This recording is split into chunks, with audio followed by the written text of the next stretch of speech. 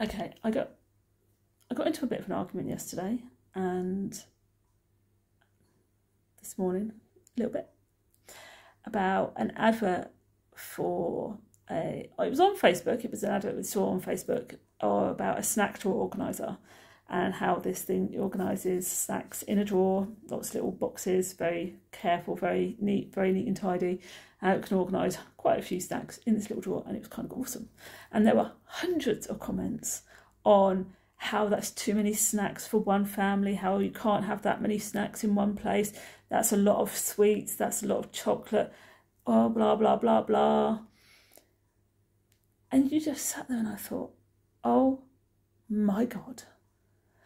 And under one of them I put, one of those things was this concept of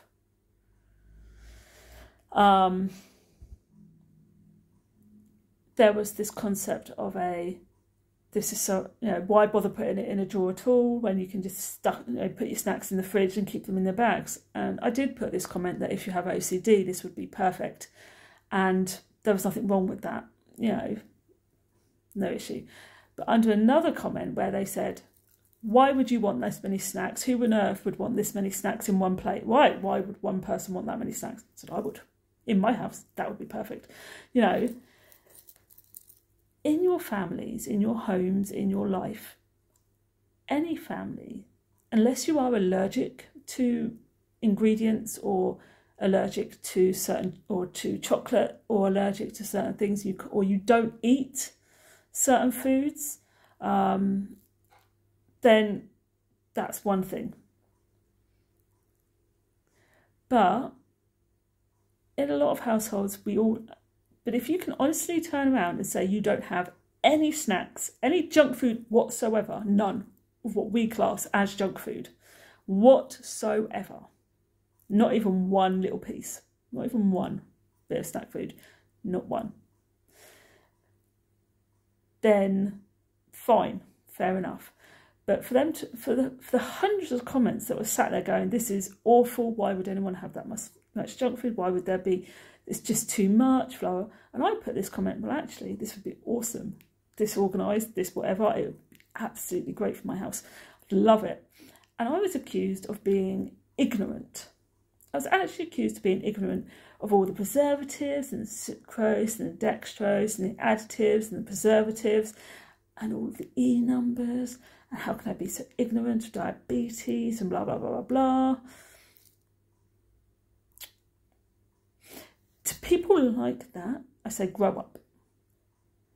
Why are we in 2024 living in a society where we are judging how people eat? Why are we still living in that kind of society where what we eat, how we eat, and how much of things that we eat is still being judged? People like junk food, people like snacks, people like eating them, and we're judged for that. Why? Why are we judged for wanting snacks, for liking junk food, for liking to eat crap? So-called crap. When it's actually been scientifically proven that chocolate is really good for, your brain. It's got, there's a serotonin, it actually helps the serotonin levels, it's really good. There's a chemical in it that actually helps women, especially, helps with the serotonin levels, it makes people happy. It actually really does, it's been scientifically proven. I don't know all the scientific mumbo jumbo shit, especially after having a siege last night, that really does go over my head. And I did have a siege last night, my tongue is killing me, I bit it and it must have been really hard because there's a dent in it. There is a dent in one side of my tongue that is really, really thin. So I had a massive siege last night. So, my brain's not functioning at all, normally, properly, or very fast. So, so all the scientific mumbo jumbo is like, whatever. You can figure that out and let me know in the comments. But I do know that chocolate actually, there is something in chocolate that makes us happy. It boosts your serotonin levels. I know that much. So I don't see anything wrong with it. But the reality of it is, we as human beings we are told, when we were all in school, at lunchtime, every day we had, if we had school lunches, we had a dessert, we had a pudding every day. If we had school lunches, we had our school lunch and we had our pudding. What is the difference between having a pudding with our lunch at school and nobody says anything? Nobody has an issue with having a dessert or a pudding after a meal. That's not a problem. That's not an issue to anybody. If you have a dessert or a pudding after a meal, nobody bats an eyelid. But you say the word snack, and all of a sudden, everybody's up in arms. I had snacks, or I had this, or I want that. You're like, oh, we had a few snacks in between a meal. We had snacks after this, during that. And all of a sudden, the whole world is up in arms. I've got a snack drawer. I've got a snack cupboard. I've snacks in my... The whole world seems to be really upset by that concept. Why? How many snacks a household has should not bother the rest of the world. They don't know your circumstances, they don't know your family, they don't know your lives. So why are they judging how you eat and how you live and why you do the things you do? And I did get a little bit uppity. I got really uppity when they really started judging the way I eat and the fact that I thought it's a really good idea and have no issue with it. And then I told her that she should grow her own food, because if she really has an issue with all these additives, preservatives, sucrose, dextrose and everything else, stop going to the shops. Quite literally.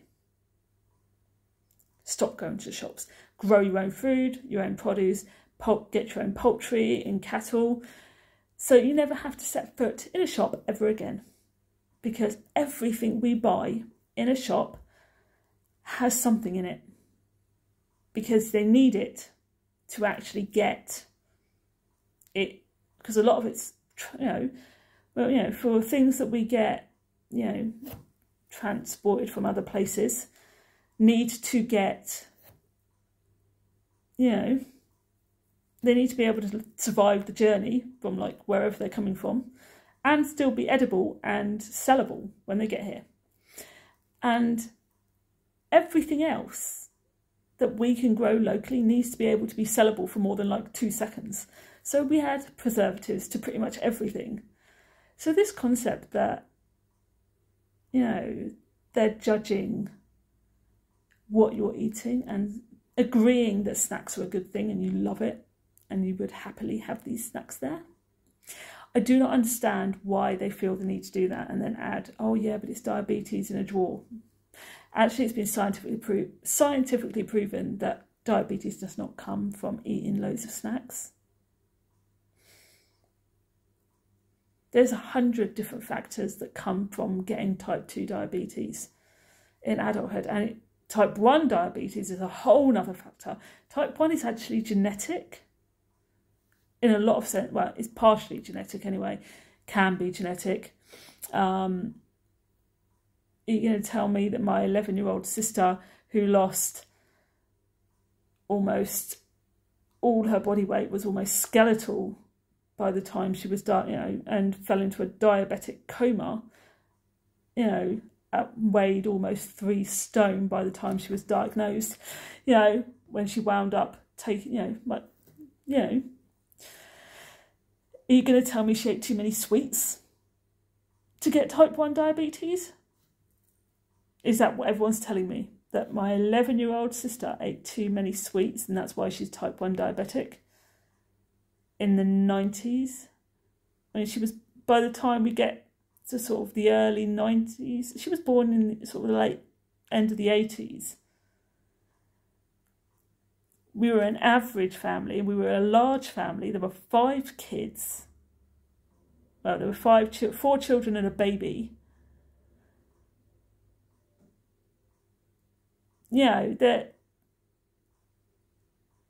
it's not like there was this concept of, loads of money to go around that we could just splash out on, luxuries.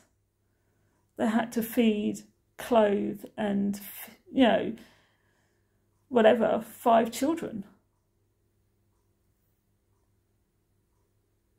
You know, when she was sort of 11 years old, she lost loads of weight and then collapsed. And it was a gradual process. We saw her lose weight. We got really concerned, and then she collapsed. She was like 3.5 stone when we found out she was diabetic. Officially found out she was diabetic. You know, because every time we thought we should take her to a doctor, she went back to normal. We got really concerned, thought she was sick, and then all of a sudden she'd start doing things normally again. You know, start behaving normally, start drinking, eating, whatever, and she'd be fine. And then she'd go downhill again. We'd consider going to the doctors, and then she'd go back to normal. But she was not actually putting on any weight, she just lost it. You know, it was awful. And she collapsed. She was in hospital for 48 hours. You know, she's now in her 30s and got 2 kids. It's not like there's this concept of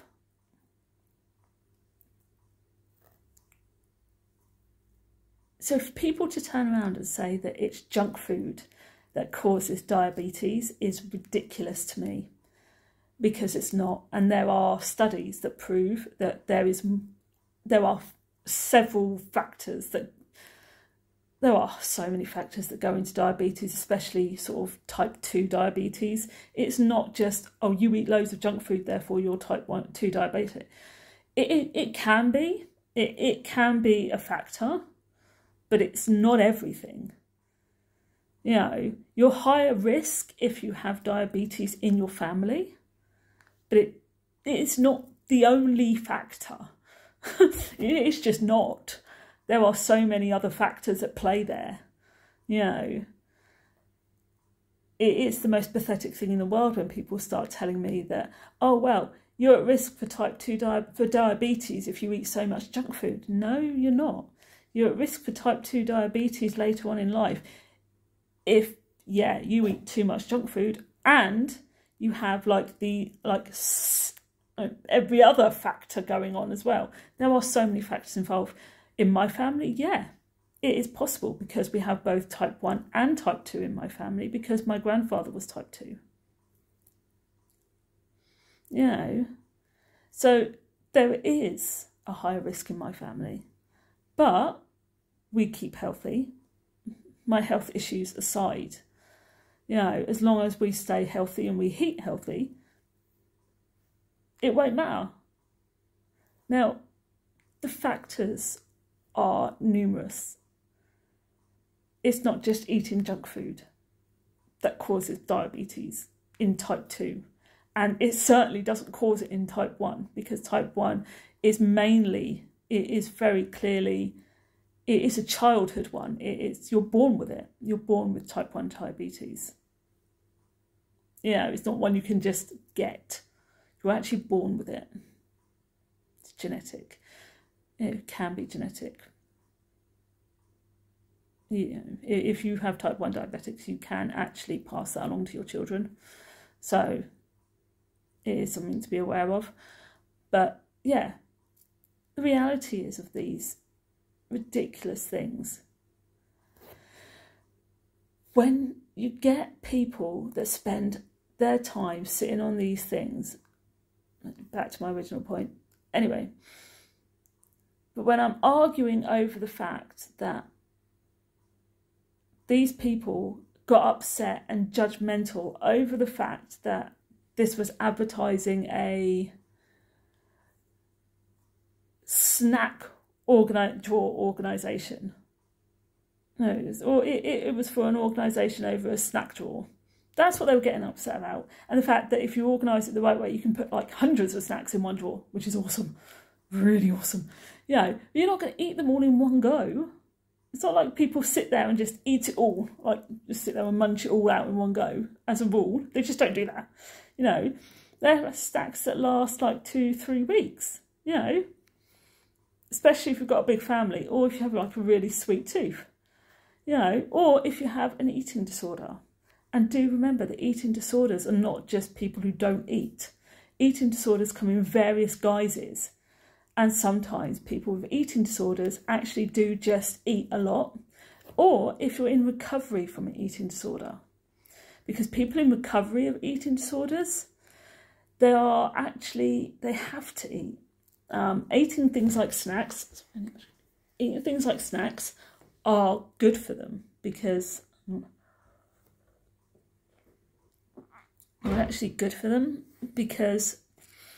it helps their body, you know, especially if their eating disorder is one where they stopped eating, or they didn't eat very often, or they barely ate, or they struggled with eating at all.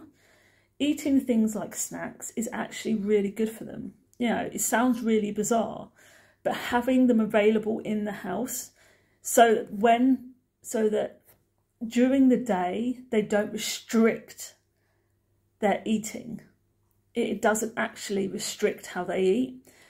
So they don't just restrict themselves to 3 meals a day or a couple of meals a day. They can have these snacks in between, so that they do not just allow themselves this opportunity. It's actually part of a recovery process. Now, a lot of my therapy I do talk about my eating disorder in my therapy. I have issues with food. I always have. My biggest issue right now is that every time I eat, I feel really guilty. Every time I eat, every time I want to eat anything, I feel really guilty for eating it. And I don't know why. I actually don't know why. Even my therapist hasn't figured that one out yet. I think it stems from something that happened when I was little, but we can't figure out what it is. He thinks it's something that happened during... He thinks it's something that my brain's kind of repressed, because I suffer from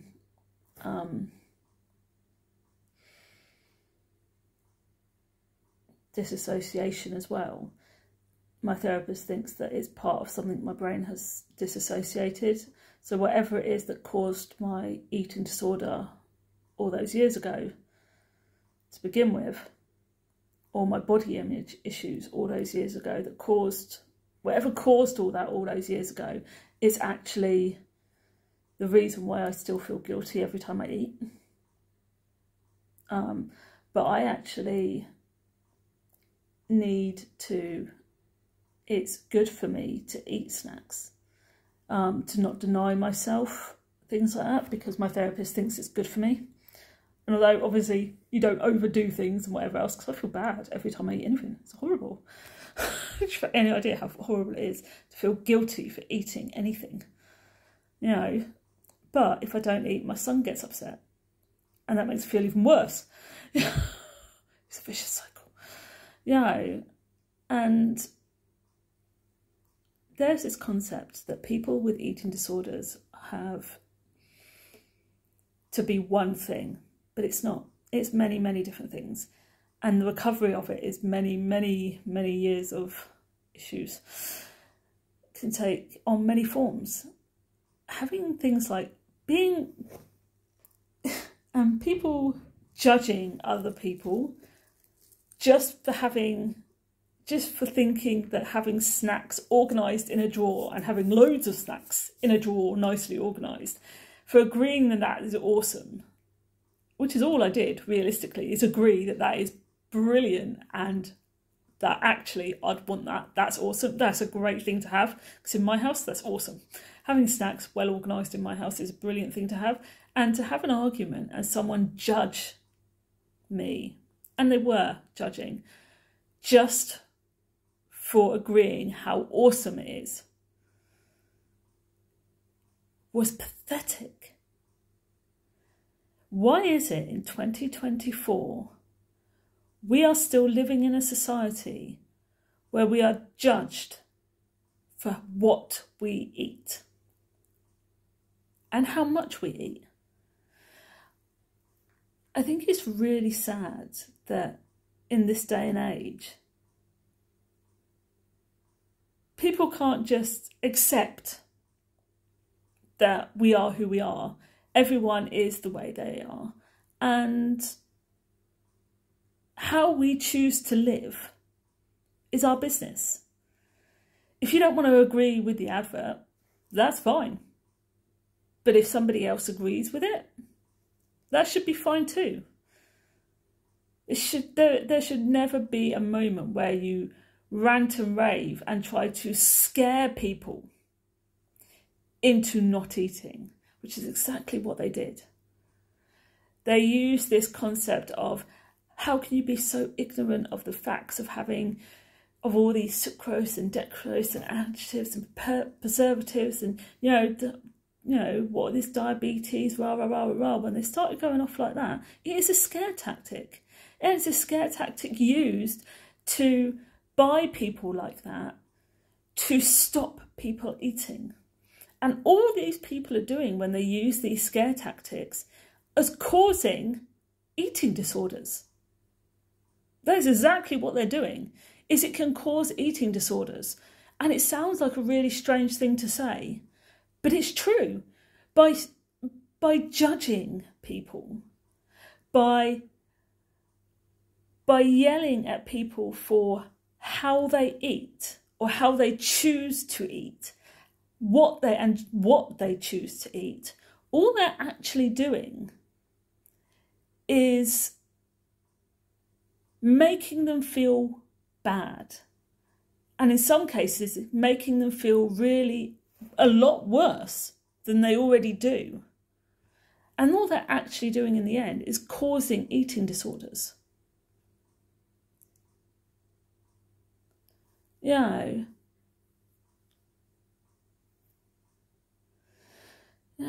And I think, and from my perspective, that is horrible. I mean, I did go off a little bit, because the reality of it is I did go off a bit that, I did delete that comment this morning because I realised I'd gone a bit far when I did comment on the fact that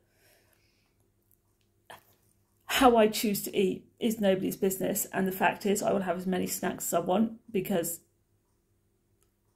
as long as I don't go overboard, I don't think it's anybody else's issue or anybody else's problem. And having an eating disorder, my therapist thinks it's a great idea. I did go off a bit, so I did delete that one this morning.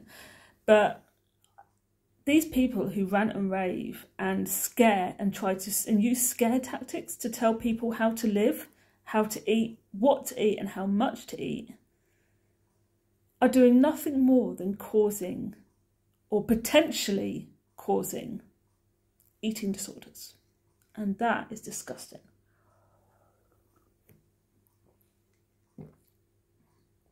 Although the coffee is really nice. But yeah, no, and now I think I'm going around in circles. So I'm going to go.